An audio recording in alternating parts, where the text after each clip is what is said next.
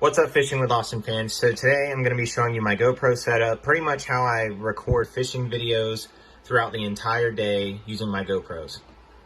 Typically you would think that these GoPros only have maybe 1 to 2 hours of battery life, but if you can pair them, you can extend the duration of your fishing trip footage, also paired with a battery pack that I bought from Walmart. That's from Walmart for about $15, and it is a hefty battery pack. It can pack a lot of energy and a lot of power, and it can charge your cameras throughout the day multiple times. Whenever you're fishing, if you have a GoPro that's dying or about to die, you would just simply plug in your battery charger,